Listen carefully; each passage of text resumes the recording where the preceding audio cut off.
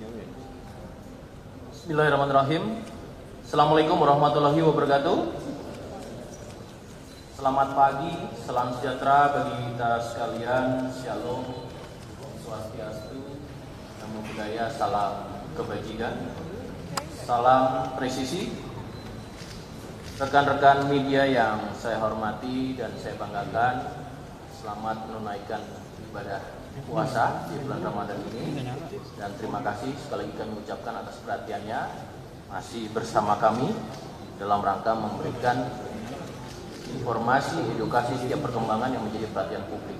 Tentu teman-teman media merupakan saluran utama kepada seluruh masyarakat Indonesia dalam memberikan informasi-informasi yang lebih secara komprehensif dan tentunya berbasis pada kode etik jurnalisme.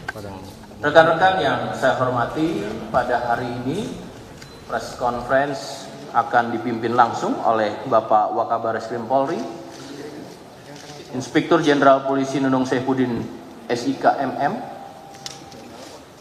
dan kemudian rekan-rekan perlu ketahui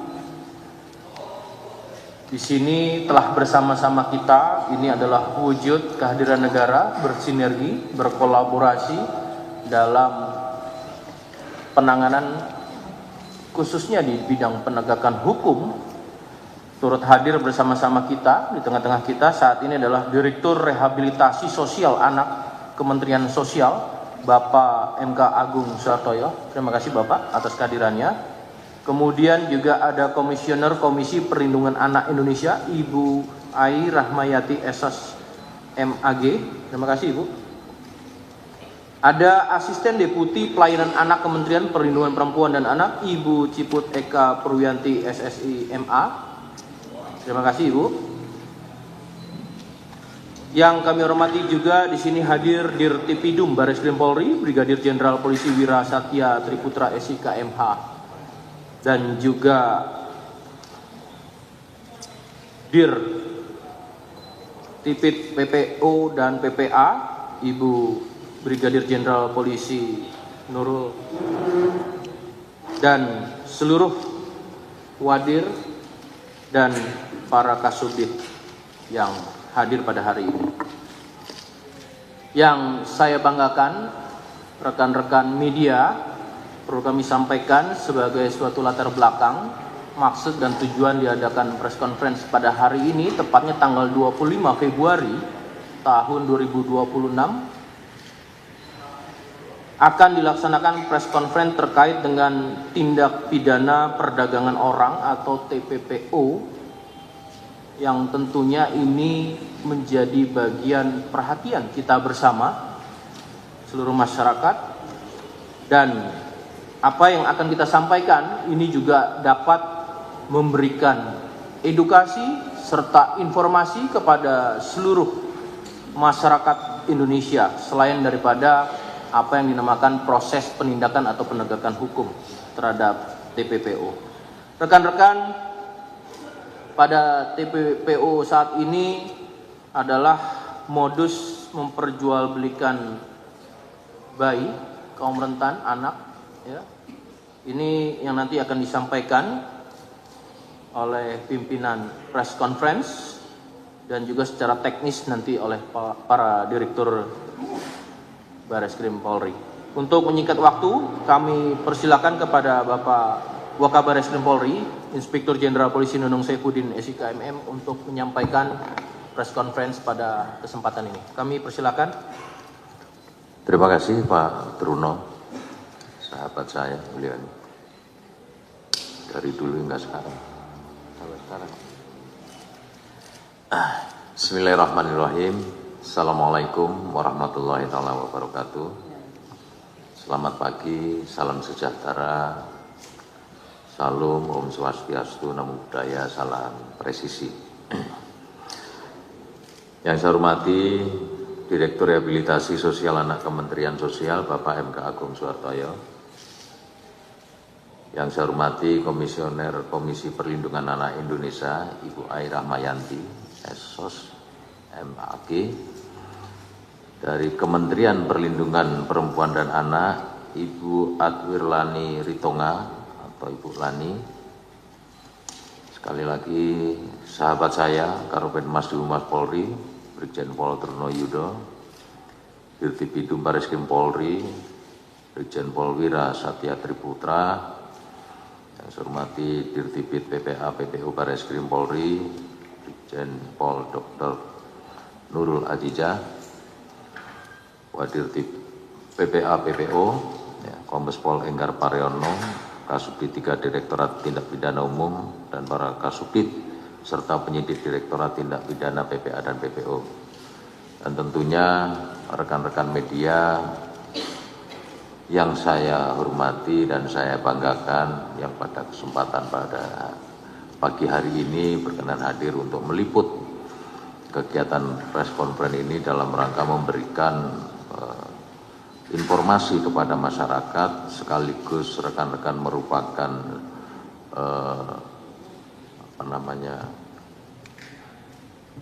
sumber informasi maupun sumber untuk menyampaikan pesan-pesan kami, pesan-pesan Kaptipmas kepada masyarakat. Tadi sudah disampaikan oleh Pak Truno bahwa kegiatan ini merupakan bentuk kolaborasi dari beberapa lembaga atau instansi yang menunjukkan bahwa negara hadir di tengah masyarakat. Demikian pula antar lintas direktorat yang ada di Bareskrim, jadi bukan hanya PPA saja, tapi juga kita juga melibatkan Bidum. Semua ini semata-mata kita laksanakan dalam rangka kita memberikan pelayanan yang terbaik pada masyarakat.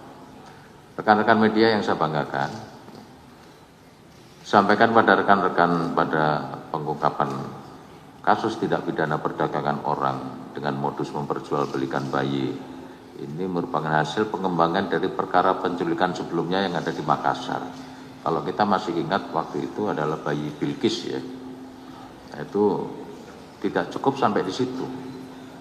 Sehingga ini kita kembangkan oleh tim dan melalui Direktorat Tindak Pidana PPA PPO, kemudian berkolaborasi dengan Dirbidum, juga dengan Densus 88 anti teror, sehingga kita berhasil mengungkap atau membongkar jaringan perdagangan bayi yang beroperasi lintas wilayah di Indonesia.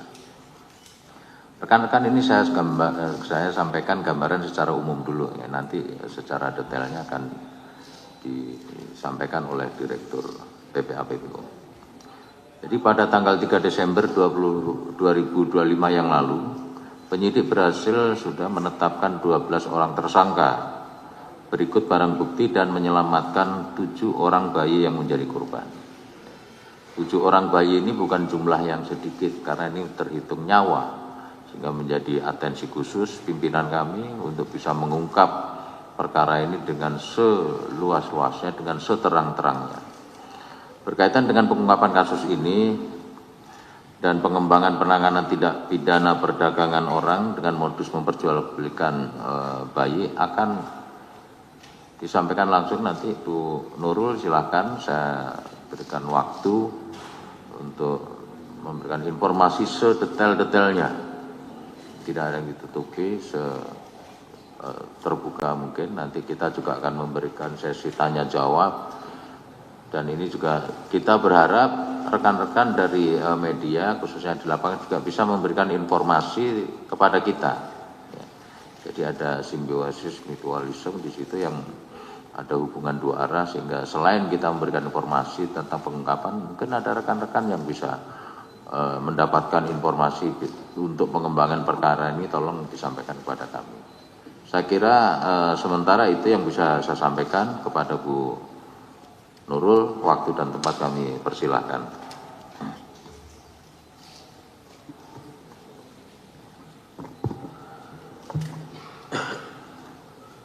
Bismillahirrahmanirrahim. Assalamualaikum warahmatullahi wabarakatuh. Salam sejahtera untuk kita semua. Om Swastiastu, Namo Buddhaya, salam kebajikan, salam presisi. Yang kami hormati Bapak Wakabaris Krim Polri, Irjen Pol Nunung Saifuddin, SIK MM. Yang kami hormati Direktur Rehabilitasi Sosial Anak Kementerian Sosial, Bapak Agung Suhartoyo. Yang kami hormati dari Komisioner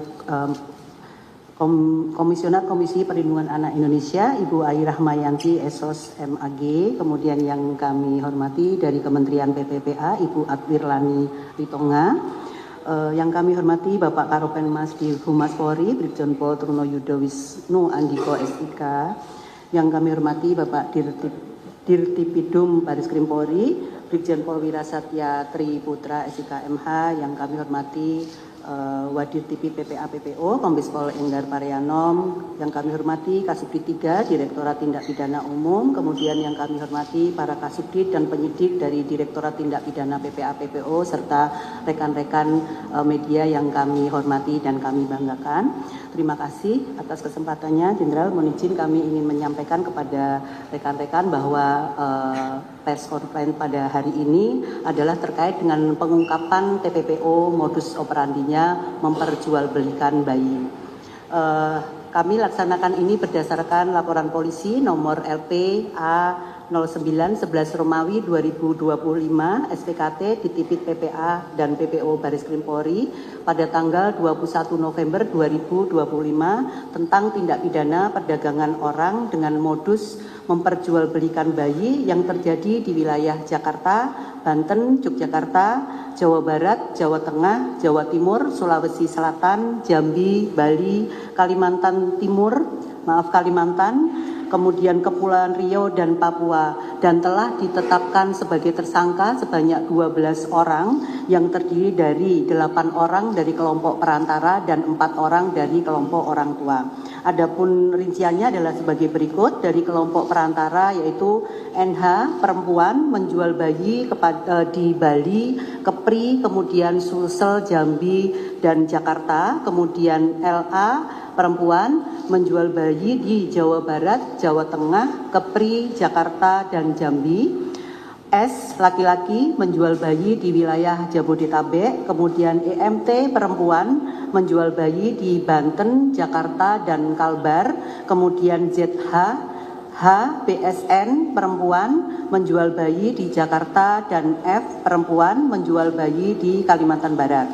Kemudian dari kelompok perantara yaitu CPS itu perempuan menjual bayi ke saudari NH di Yogyakarta. Kemudian DRH itu perempuan menjual bayi kepada saudari LA di Tangerang, Banten.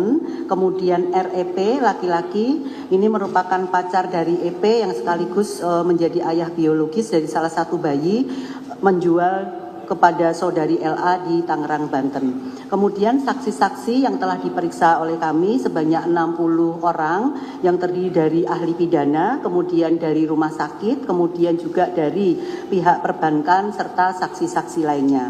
Kemudian modus operandinya yaitu dengan menggunakan medsos, dalam hal ini adalah TikTok, Facebook dan semacamnya. Kemudian barang bukti sudah tergelar di hadapan rekan-rekan media, yaitu berupa 21 unit handphone, kemudian 17 buah ATM, 74 dokumen dan 1 tas perlengkapan bayi. Kemudian dari keterangan tersangka, jaringan ini telah melakukan aktivitas penjualan bayi secara ilegal sejak tahun 2024 dengan pendapatan ratusan juta rupiah.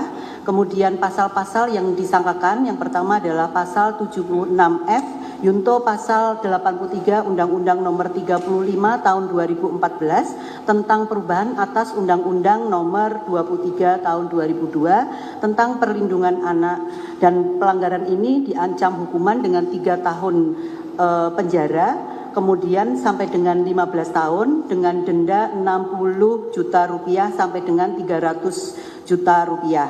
Kemudian pasal 6 Undang-Undang Nomor 21 tahun 2007 tentang pemberantasan tindak pidana perdagangan orang, pasal yang dilanggar itu diancam dengan penjara paling singkat 3 tahun dan paling lama 15 tahun, dan pidana denda paling sedikit 120 juta dan paling banyak adalah 600 juta rupiah.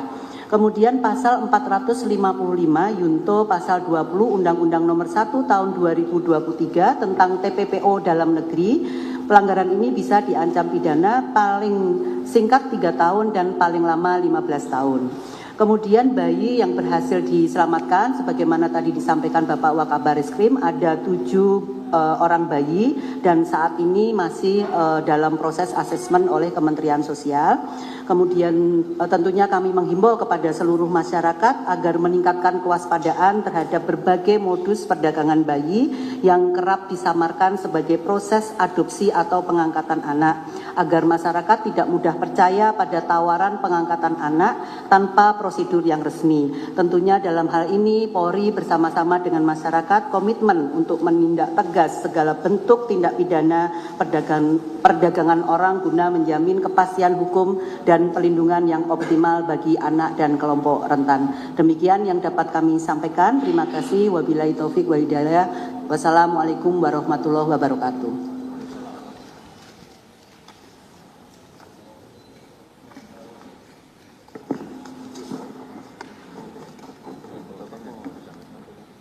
Langsung bertanya jawab Dari Kementerian.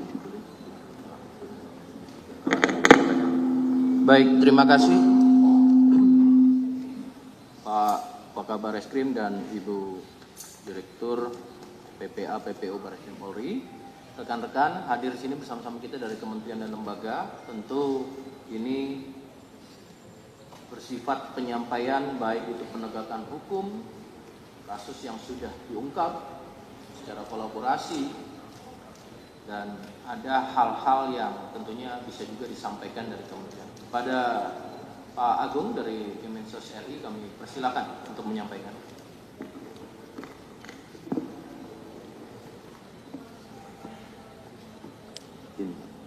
Bismillahirrahmanirrahim. Assalamualaikum warahmatullahi wabarakatuh. Yang terhormat Bapak Wakabarisskrim, Bapak Karo Penmas, dan Bapak Ibu Direktur, serta dari kelembagaan Ibu Ayu dari KPAI dan Ibu dari KPPA, dan seluruh teman-teman atau rekan-rekan media yang hadir. Izinkan dalam kesempatan ini, pertama kami dari Kementerian Sosial, Bapak Menteri Sosial menyampaikan, Kementerian Sosial menyampaikan apresiasi yang setinggi-tingginya dengan terungkapnya berbagai hal terkait dengan perdagangan atau indikasi perdagangan bayi. Kemudian yang kedua, tentunya kami dari Kementerian Sosial memberikan dukungan penuh terhadap proses penegakan hukum, di mana untuk mendukung penegakan hukum ini, karena kami meyakini yang dilakukan oleh Polri dalam penegakan hukum ini salah satunya adalah semata-mata ini untuk kepentingan terbaik bagi anak, sehingga kami mendukung penuh dalam proses pengungkapan kasus ini. Kemudian kami Kementerian Sosial tentunya sesuai dengan tugas pokok dan fungsinya, kami dalam kasus ini adalah memberikan ataupun membuatkan asesmen terhadap beberapa kasus yang ada di beberapa lokasi, dan kami membuat asesmen untuk apakah anak itu dalam posisi kondisi bisa diadopsi atau tidak, dan apakah itu menyalahi aturan atau tidak. Nanti kami dari hasil asesmen itu kami laporkan ke penyidik Polri. Kemudian kami sampaikan juga untuk Kementerian Sosial memberikan juga layanan rehabilitasi sosial bagi anak. Jadi manakala ada anak yang dalam proses ini terbawa dalam menjadi korban, tentunya Polri bekerjasama dengan kami, Kementerian Sosial, dan kami memastikan anak-anak berada dalam situasi yang aman dan terpenuhi kebutuhannya, apapun atau hal-halnya. Di sini harus dilakukan karena kami harus memastikan juga bahwa anak yang menjadi korban ini untuk sementara dalam pengasuhan kami hingga nanti ditentukan apakah anak ini kembali kepada keluarganya atau anak itu akan diberikan pengasuhan kepada lembaga tertentu apabila orang tua ataupun ininya tidak ditemukan. Kemudian izinkan kami mungkin untuk di kesempatan ini karena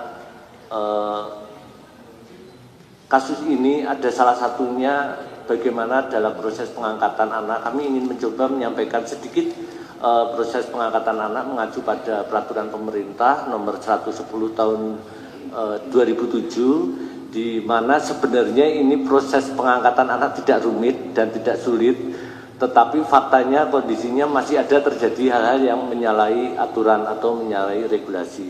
Jadi di sini adalah mereka tinggal mendaftarkan ataupun mendaftarkan ke dinas sosial di kabupaten kota untuk diproses saja. Dan ketentuan ataupun persyaratannya juga tidak sulit. Sebagai contoh untuk persyaratan mereka yang akan mengangkat anak minimal usia 30 tahun, maksimal 50 tahun, 55 tahun, kemudian berbadan sehat tentunya, dan kemudian mereka adalah belum punya anak atau maksimal punya anak satu. Itu yang diperbolehkan mereka untuk melakukan pengangkatan anak sesuai dengan aturan peraturan pemerintah nomor 110 2007. Kemudian tentunya anak-anak yang diangkat itu harus satu agama, itu yang memang disarankan. Sebenarnya seperti itu. Kemudian nanti akan dari dinas sosial kabupaten akan dimasukkan ke dinas sosial provinsi. Di sana nanti ada namanya tim PIPA atau tim pertimbangan pengangkatan anak. Dan dari sana nanti akan dilakukan home visit, makanya tadi mohon izin terkait asesmen belum jadi karena memang ada waktu 6 bulan di mana ini kalau untuk pengangkatan anak. Jadi nanti kami melakukan home visit pekerja sosial kami memastikan bahwa anak bisa dilakukan pengangkatan. Jadi tidak langsung diserahkan. Jadi selama 6 bulan itu dalam pengawasan pekerja sosial kami.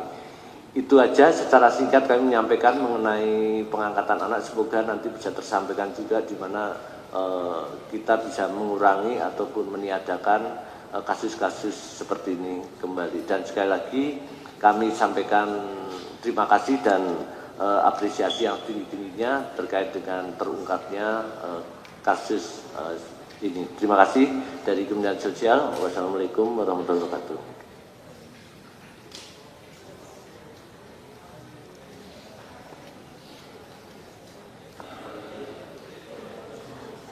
Baik, terima kasih kepada Bareskrim dan di sini juga hadir dari Kementerian Sosial dan juga dari Kementerian Kemen PPA, dan kami dari KPAI tentunya mengapresiasi atas langkah cepat pengungkapan jaringan perdagangan bayi ini.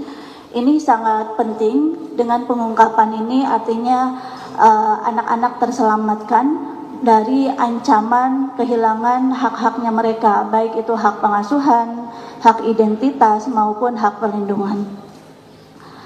Dari hasil pengawasan KPAI dan tentunya koordinasi dengan lintas kementerian dan lembaga, bahwa menyimpulkan bahwa ini bukan kasus tunggal begitu ya. Ini merupakan bagian dari pola perdagangan anak yang terorganisir dan tentunya memanfaatkan celah sistem pengangkatan anak, kemudian juga ada celah administrasi kependudukan dan juga kerentanan keluarga. KPAI dalam pengawasan langsung ini menemukan adanya praktik pemalsuan dokumen anak, kemudian juga penggunaan pelantara, serta praktik adopsi ilegal. Tentunya tadi yang disampaikan Pak Agung dari Kemensos, seharusnya adopsi yang legal itu seperti apa, ternyata pada kasus ini tidak sesuai dengan mekanisme yang sebenarnya, sesuai dengan peraturan yang ada. Ketika bayi dipindahkan melalui transaksi, tentunya ini melanggar hak anak. Jadi ketika hak anak terlanggar, maka otomatis bayi-bayi ini menjadi korban. Oleh karena itu, negara wajib memastikan bahwa setiap bayi mendapatkan perlindungan, juga mendapatkan pemulihan, serta mendapatkan hak-haknya yang tentunya nanti akan tadi akan dilakukan oleh Kemensos, oleh Kementerian PPA, dan tentunya KPAI selaku lembaga pengawasan pelindungan anak akan senantiasa melakukan pengawasan penanganan kasus ini. KPAI juga mencatat bahwa perdagangan bayi ini semakin kompleks, termasuk memanfaatkan media sosial, jaringan perantara, serta memanfaatkan kondisi kerentanan keluarga. Ini menjadi alarm bagi kita semua. Oleh karena itu, KPAI menyampaikan beberapa rekomendasi ke depannya. Pertama, terkait penguatan tata kelola dan pengawasan pengangkatan anak. Yang kedua, perbaikan sistem administrasi kependudukan. Kemudian yang ketiga, mendorong aparat penegak hukum untuk mengusut tuntas seluruh jaringan perdagangan bayi ini. Dan kami juga mendorong penguatan sistem pengasuhan anak, khususnya melalui penguatan keluarga. Dari kasus ini, diantaranya bahwa yang terlibat adalah ibu kandung, maka ke depan ini juga akan menjadi pengawasan kami. Apakah ibu kandung masih berhak untuk mendapatkan hak asuh? Tentunya ini nanti Kementerian Sosial ya bekerja untuk mengasesmen. Kalau memang dari hasil asesmen tidak layak untuk mendapatkan hak asuh, maka nanti sesuai dengan peraturan melihat keluarga selanjutnya. Kalau tidak, tentunya negara wajib hadir dengan pengasuhan alternatifnya. Dan terakhir, tentunya KPAI senantiasa akan melakukan pengawasan, khususnya memastikan seluruh bayi korban di sini mendapatkan tadi pengasuhan yang aman dan legal. Yang kedua, pemulihan, dan selanjutnya mendapatkan pelindungan untuk masa depannya, yang tentunya bagaimana negara memastikan agar bayi-bayi ini tumbuh kembang secara optimal. Itu, terima kasih. Silakan untuk dilanjutkan dari Asisten Deputi Pelayanan Anak Kementerian Perlindungan PPA, Ibu Leni, mohon maaf. Iya, terima kasih. Assalamualaikum warahmatullahi wabarakatuh. Selamat siang, yang kami hormati Bapak Wakabar Reskrim, kemudian Ibu Dirtip Tindak Pidana PPA PPO, kemudian Dirtipidum Bareskrim Polri, dan Bapak Ibu dari Kementerian Lembaga, dari Kementerian Sosial, KPAI, dan rekan-rekan media sekalian.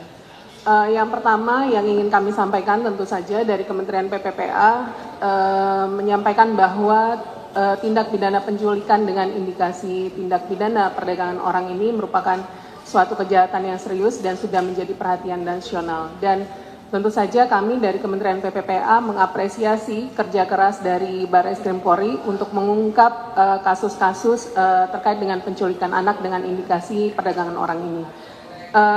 Dari data yang kami miliki di Sistem Informasi Online Perlindungan Perempuan dan Anak Kementerian PPPA mencatat bahwa ada 91 kasus dan 180 anak dari 2022 sampai Oktober 2025 dengan kasus penculikan anak dengan indikasi perdagangan orang. Dan tentu saja ini merupakan satu alarm bahaya bagi kita semua untuk bisa bagaimana mengantisipasi kasus-kasus ini tidak terjadi di kemudian hari. Dan untuk kasus ini kami juga menyerahkan sepenuhnya penyelidikan kepada Bareskrim Polri, dan apabila nanti status para adopter ilegal telah terbukti atau ditetapkan menjadi tersangka, maka tentu saja Kementerian PPPA siap untuk berkoordinasi dengan Kementerian Sosial melalui sentra-sentra yang ada di kota-kota asal anak korban untuk memastikan kebutuhan penampungan sementara dan juga dilakukannya family tracing agar anak-anak ini bisa kembali kepada pengasuhan yang semula, ataupun nanti apabila memang tidak ditemukan pengasuhan yang semula atau tidak layak untuk diberikan pengasuhan oleh keluarga yang awal, maka tentu saja yang disampaikan oleh Kementerian Sosial tadi tentu harus disiapkan pengasuhan alternatif di lembaga-lembaga pengasuhan yang ada. Dan tahap berikutnya juga berdasarkan best practice yang sudah dilakukan atas kasus sebelumnya yang terjadi di Makassar, kami dari UPTD Kementerian PPPA melalui daerah ada UPTD PPA, Unit Pelaksana Teknis Daerah Perlindungan Perempuan dan Anak, dan Puspaga ini memberikan dukungan untuk melakukan asesmen kebutuhan keluarga dan juga konseling bagi anak dan keluarga serta edukasi pengasuhan orang tua, sehingga orang tua yang ada bisa semakin tahu bagaimana memberikan pengasuhan yang layak bagi anak dan juga tidak terjadinya penculikan dengan indikasi tindak pidana perdagangan orang di kemudian hari.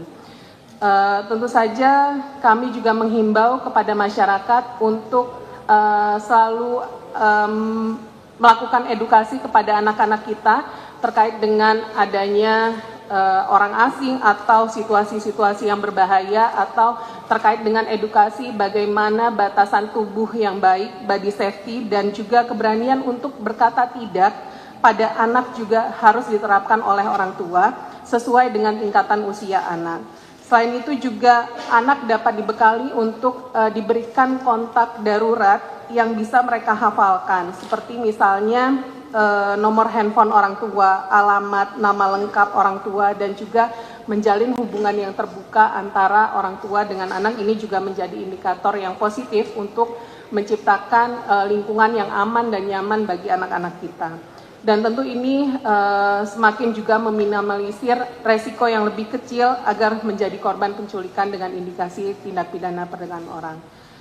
Terakhir, kami mengimbau kepada masyarakat semua apabila menemukan dugaan penculikan anak dengan indikasi tindak pidana perdagangan orang, baik yang terjadi secara offline di lapangan ataupun di dunia maya. Sekarang anak-anak kita sering bermain media sosial, masyarakat dapat segera melaporkan kepada pihak berwenang atau melalui layanan Sahabat Perempuan dan Anak SAPA 129 dengan menghubungi hotline 129 atau WhatsApp kami di 08 111 129 129. Sekali lagi kami mengapresiasi kerja keras Barreskrim Polri melalui Direktur Tindak Pidana Perlindungan Perempuan dan Anak dan PPPO Barreskrim Polri dan Dirtipidum Barreskrim Polri atas kerja kerasnya untuk memberantas kasus ini. Terima kasih. Wassalamualaikum warahmatullahi wabarakatuh. Waalaikumsalam warahmatullahi wabarakatuh. Terima kasih Ibu Leni yang mewakili Asisten Deputi Pelayanan Anak Kementerian Perlindungan Perempuan dan Anak. Kami persilakan untuk pada sesi berikutnya, apabila rekan-rekan media ada yang mau menanyakan ditujukan kepada siapa, kami persilakan sebutkan nama maupun medianya. Kami persilakan. Satu yang berada di tengah, kita tahan dulu. Dua, tiga pertanyaan, dua dulu. Baik. Kita persilakan dari yang tengah, ada mic, mungkin bisa disampaikan.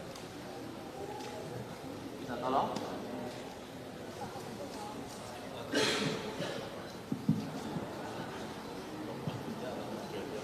Selamat siang Pak Truno, Bapak dan Ibu sekalian. Perkenalkan saya Nanda Aprilia dari Kompas TV.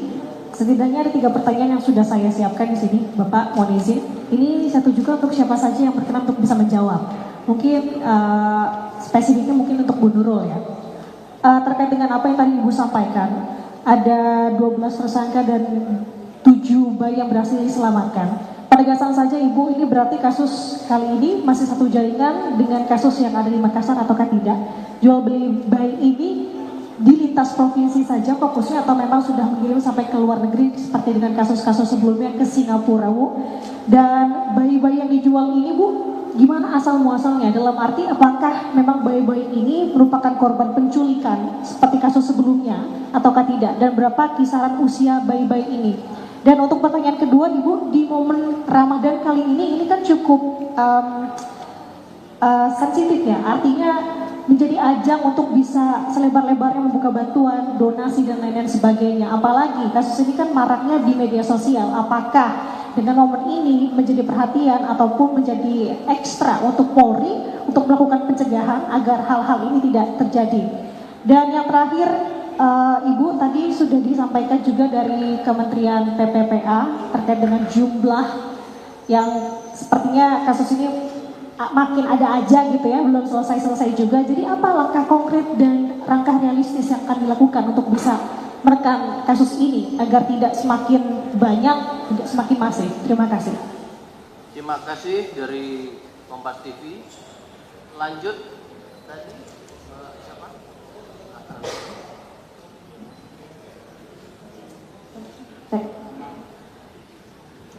Oke, baik. Selamat siang, izin memperkenalkan diri, saya Lydia dari Berita Nasional TV. Pertanyaan ini untuk siapa saja yang ingin menjawab, tapi spesifiknya saya ingin bertanya kepada Wakabareskrim Polri. Terkait dengan kasus perjualbelian bayi ini, Pak, kira-kira tadi sudah disebutkan ada beberapa daerah.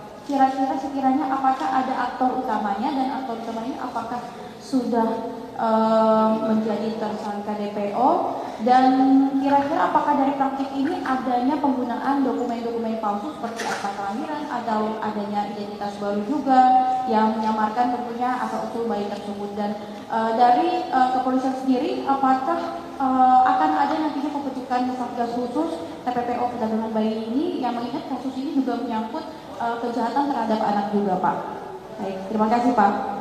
Terima kasih Mbak Lydia dari Bernas. Yang pertama dari Kompas TV ditujukan Bu Nurul, mungkin nanti dari Kementerian juga menambah.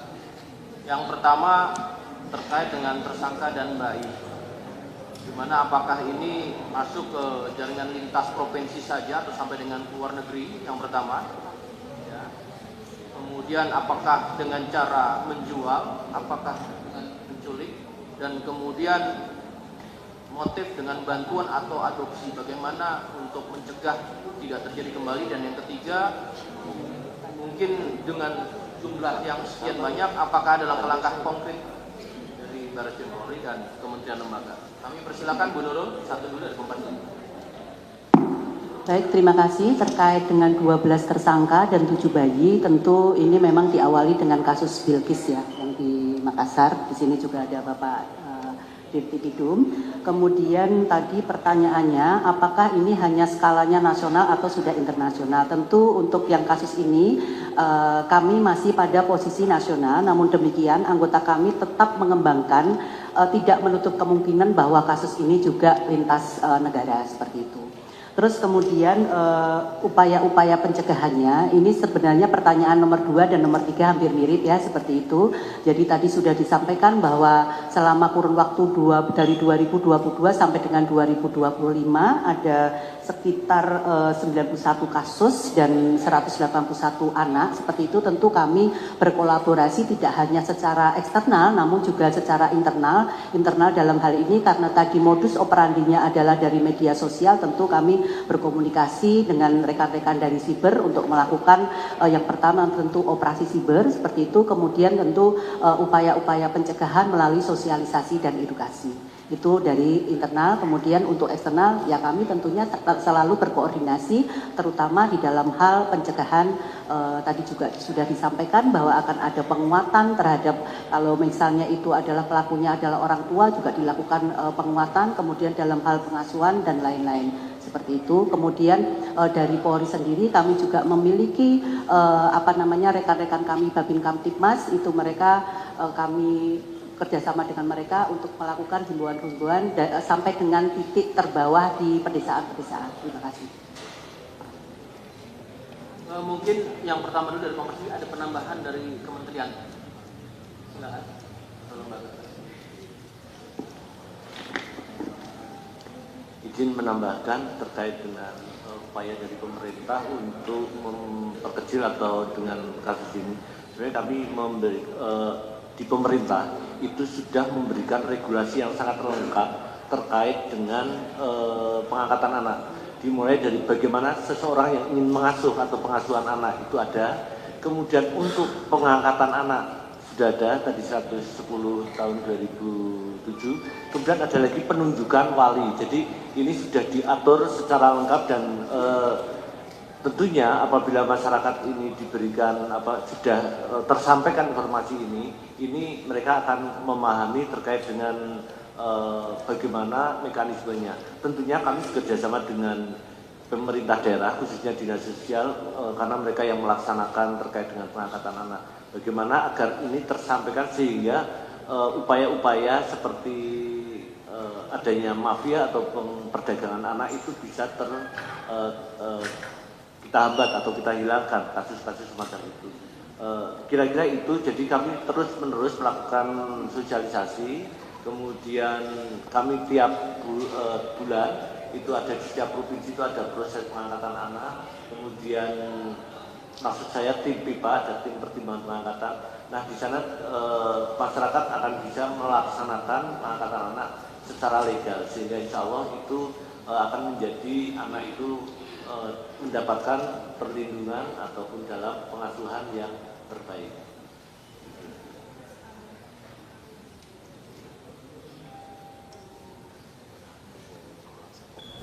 Saya rasa cukup komprehensif ya.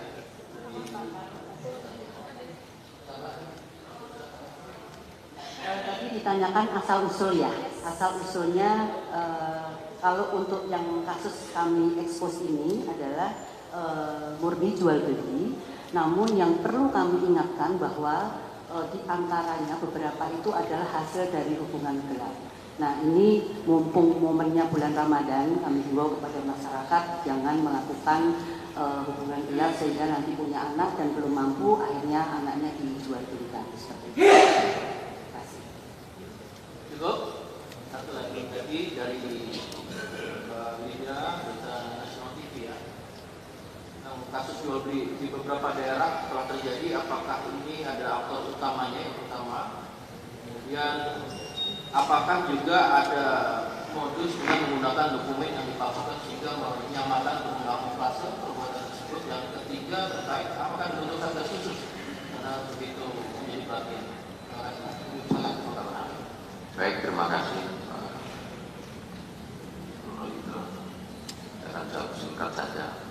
Untuk aktor utamanya sudah kita tangkap pada kasus sebelumnya, pada kasus British. Kemudian modus operandinya memang betul dengan memalsukan dokumen yang berupa surat keterangan lahir dari rumah sakit. Dan ini sekali lagi semuanya murni jual beli, tidak ada pencurigaan. Sudah terjawab ya 3 pertanyaan tersebut. Apakah dibentuk satgas? Untuk perkara TPPO ini kita tidak membentuk satgas khusus, makanya kita mengundang Pak Dirtipidum. Dulu Direktorat PPHPPO ini merupakan turunan atau bagian dari Dirtipidum ya, sehingga melihat perkembangan situasi kekinian, maka pimpinan kami dalam hal Bapak Kapolri perlu membuat direktorat tersendiri terkait dengan PPH dan PPO. Karena di dalam PPH PPO ini ada khusus Kasubdit yang menangani tentang perlindungan anak. Saya kira tidak perlu lagi membuat satgas, kira-kira gitu ya. Terima kasih Pak Wakil. Cukup, rekan-rekan? Cukup ya. Baik, terima kasih rekan-rekan media. Yang pertama, menegaskan saja dan mengingatkan kembali bahwa proses penegakan hukum ini dilakukan dengan mengutamakan kepentingan terbaik bagi anak, termasuk penyelamatan korban, pemulihan dan perlindungan identitas. Dan selanjutnya mendorong sinergi. Jadi ini merupakan kegiatan-kegiatan yang selalu dilakukan dan mendorong sinergi antara Polri, kementerian dan lembaga terkait, pemerintah daerah dan lembaga perlindungan anak dalam penanganan dan pencegahan TPPO. Yang berikutnya juga ini memberikan penjelasan resmi dan transparan tadi seluruhnya dari Barreskrim, pengungkapan sampai dengan bagaimana sosialisasi edukasi kepada seluruh masyarakat. Ini menjadi penjelasan resmi dan transparan sehingga tidak lagi menimbulkan hal-hal yang menimbulkan spekulasi, disinformasi maupun opini-opini yang menyesatkan. Yang selanjutnya menunjukkan komitmen dan keseriusan Polri. Bapak Kapolri telah memberikan perhatian khusus dan memberikan instruksi kepada Barreskrim untuk menindak tegas tindak pidana perdagangan orang khususnya terhadap anak secara profesional, terukur dan berkeadilan. Tentunya ini akan menimbulkan deterrent efek kepada para pelaku dan membuka peluang masuknya informasi dari masyarakat atau pihak lain yang relevan untuk pengembangan penyidikan dan pengungkapan jaringan yang lebih luas. Dan tadi sudah dijelaskan, masyarakat lebih memahami dan mengetahui bagaimana prosedur pengangkatan anak secara resmi, sehingga masyarakat juga turut memahami modus operandi TPPO yang berkedok menyelamatkan bayi, kaum rentan, sehingga lebih waspada dan tidak mudah melakukan pengangkatan anak secara ilegal. Yang terakhir, tentu ini adalah wujud kehadiran negara, terbangunnya kepercayaan masyarakat bahwa negara hadir secara nyata dalam melindungi anak di bawah umur, khususnya pada bayi yang baru lahir, melalui langkah cepat, terkoordinasi, dan humanis yang dilakukan oleh Polri tentunya bersama-sama dengan kementerian dan lembaga terkait. Demikian rekan-rekan yang bisa kami sampaikan dan disimpulkan pada hari ini. Sekali lagi kurang dan lebihnya kami mohon maaf, dan saya harap teman-teman bisa menyampaikan kepada publik secara komprehensif. Saya tutup. Wassalamualaikum warahmatullahi wabarakatuh.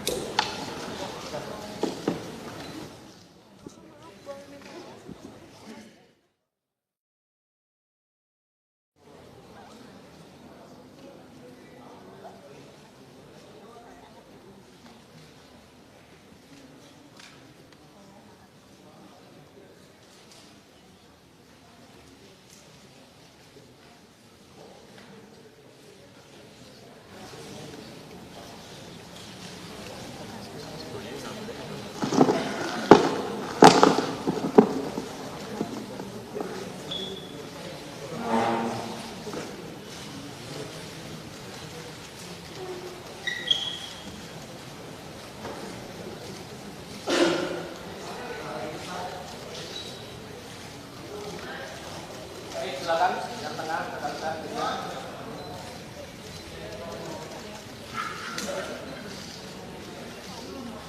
Baik, sebelah kanan saya, silakan. Sebelah kanan. Terakhir kepada teman-teman sebelah kiri. Tengah, Pak. Terima kasih. Tengah lagi. Nah, baik, silakan.